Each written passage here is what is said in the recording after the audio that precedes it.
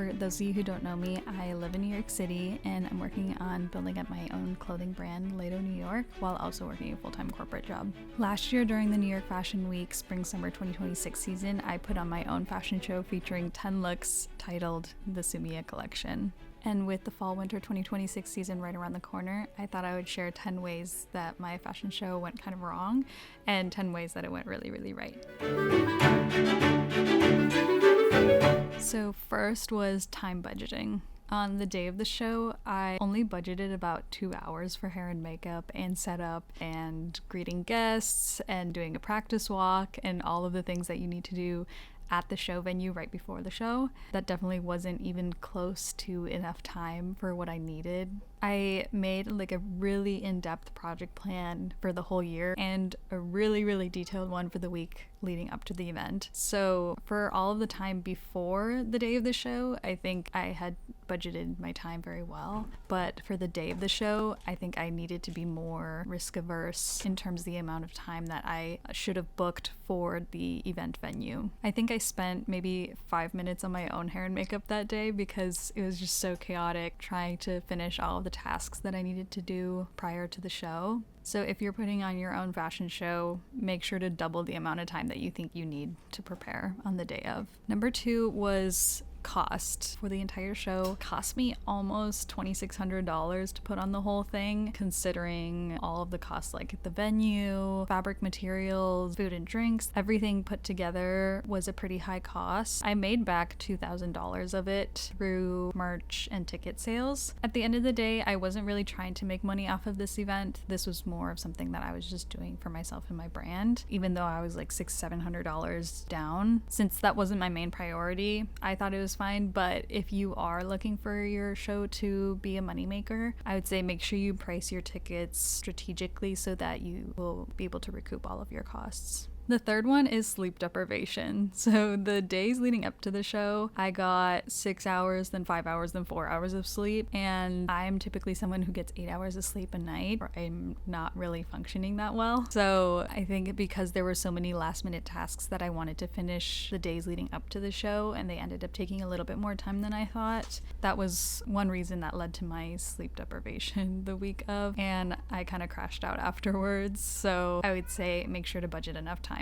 for sleep. Number 4 is the emotions that came with the show, and I don't know if this is something that I would be even able to fix, and I don't think this is something that would be an issue for everyone, but the day of the show, I was just crying like the entire day. It was all happy tears because I was just so excited about the whole event, and some nervous tears. I'm just a really emotional person, so I knew I was gonna cry the entire day, but I wish I wasn't crying so hard, especially during the little speech that I gave right before the show, because I don't think anyone could understand anything that I was saying because I was just sobbing my eyes out.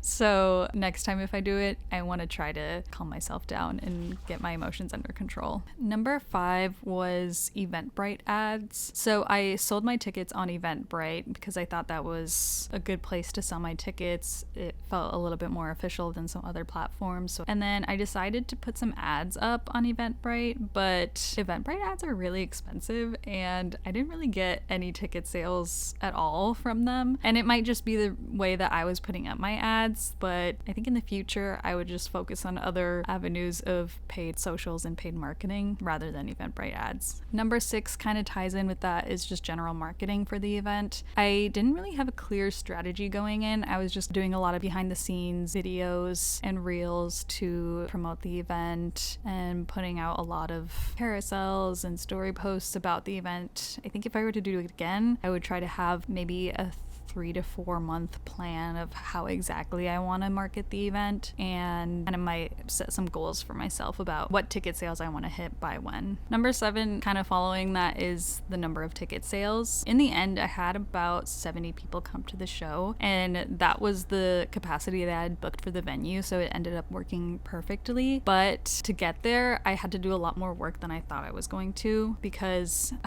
I think I had an inflated expectation of thinking that ticket sales emails would just be rolling in. Most of the people that came to the show were family and friends, so it was a lot of texting, but I was glad I did it in the end. I had a lot of friends come that I hadn't even seen in a year or two, so being able to see them there was also nice. Getting ticket sales for an event, if you're a small brand like me, it's going to be a little bit harder and a little bit more work than you'd probably expect. Oh, sorry, Artemis is joining. Are you gonna join? No, you can't go over there. Okay, number 8 is the technology. So I had a live stream for the show. It was live streamed on YouTube. I was just gonna have it on my laptop. I didn't test the live stream beforehand, which was a mistake. First of all, my camera quality on my laptop is terrible. And also, if you test a live stream link on YouTube, then the link dies, and so you have to set up a new link. So the live stream link that I had sent out to all my family and friends who weren't in town, that link didn't work. So we had to set up a new one and frantically try to send it to everyone that said that they wanted to see the live stream. In the future, first of all, I don't think I would use YouTube because you can't do it on mobile, I think. And since my camera quality on my laptop is way worse than my phone, I think I would just try to find a different platform to do a mobile live stream on and definitely test it beforehand. Number 9 is setup. So I actually had a lot of detailed instructions written for all the people that were helping me with the show, and I don't know why, but I just completely forgot to print it out or send it to everyone. I had a couple of emails leading up to the show that had some instructions, but I had even further, more detailed instructions, especially for the setup crew. That was part of why the time budgeting on the day of the show was such a mess. I was trying to run around, tell everyone what to do. If I were to do it again, it sounds kind of intense, but I think I would have a Zoom meeting the night before the show with everyone that was set to help me and just kind of explain what would be happening and if they had any questions, because then I think that would reduce the amount of time that I would have to spend in doing those kinds of tasks on the day of. And finally, the 10th thing was I think I sold $0 of merch on the day of the show.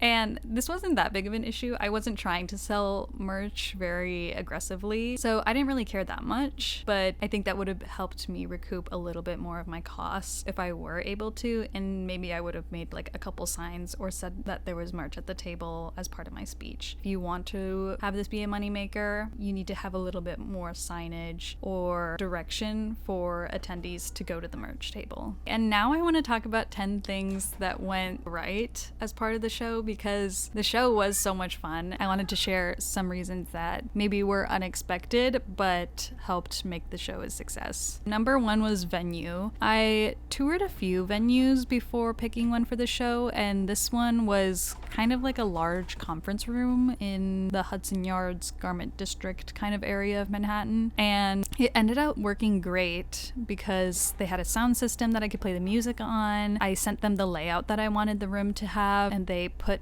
all the chairs in place and all the furniture where I wanted it to be. I think I found the venue on venuesnyc.com, and since I toured it in person, I had all of the measurements so that I could measure all of my curtains to separate the backstage from the main runway area. It ended up working great. Number 2 is food and drink. I had a lot of little Japanese snacks and then some champagne and sparkling apple cider, and I think the champagne was great because it kind of made it feel like a real event, but if I were to do it again, I would definitely need way more than I bought. Number 3 is the magazine that I made. I made this magazine with the photographers that I had. Each of the looks has its own page. All the photos turned out amazing. I got these for $15 each off of Canva. They print it for you and it's in this nice square binding, and it took a lot of time designing the whole magazine and going through and editing all the photos. Photographers did so much work, so huge shout out to them. 4, I guess kind of tying into it, was the photo shoots. We did 10 photo shoots. Photographers and models, they all did an excellent job. I don't think any of the models had modeled before, but if you see the magazine, you'll see that all of them look so professional. The photo shoots were so much fun and everyone did such a great job. Number 5 was the curtains that I had at the show. Since the venue was just one large room, I had 3 large black curtains separating the backstage area from the runway area. And for the middle panel, I actually painted my logo over and over again on it. That was a lot of work and a major part of why I was so sleep deprived the days leading up to it, because it was kind of a last minute decision to do that, but I wanted a background that would look look nice for the photos that we would take after the show. And I'm really glad I did it because it made the photos after the show look more legit. And a lot of people commented that they liked it. Since I made the logo kind of small, a lot of people couldn't even tell that it was painted, but it was a nice touch to have at the show. Number 6 is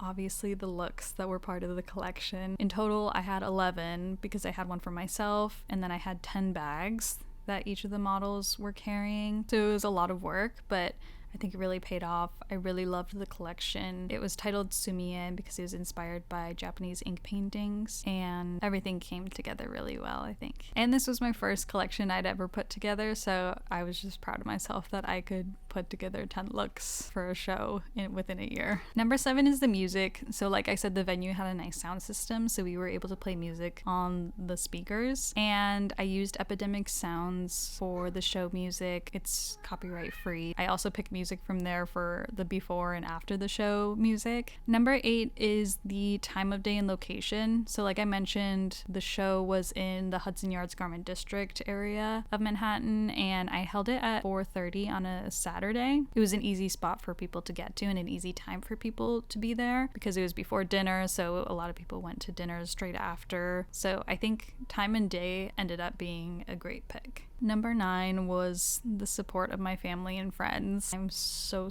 grateful to them because I definitely wouldn't have been able to put on the show without them. All the photographers and the models and everyone who's helped me set up and tear down. I was just so grateful for everyone, and I didn't even really have to do a lot of work on the day of in terms of the setup. The support from my family and friends was insane. I have so much love in my heart for that. And number 10 is just the happy vibes, because at the show it was just happy vibes the whole time. Like there were stressful vibes, but I was just so happy the entire time. This has been a lifelong dream for me. I've been watching Project Runway since I was 7 with my mom. I always thought about putting on my own show, so having this in New York City during New York Fashion Week was just such a dream come true, and I am just so incredibly grateful that I had the opportunity to do so. So thank you so much for watching my video. If you're putting on your own fashion show, I would love to see some of your projects. Thank you so much for watching, and I'll see you next time.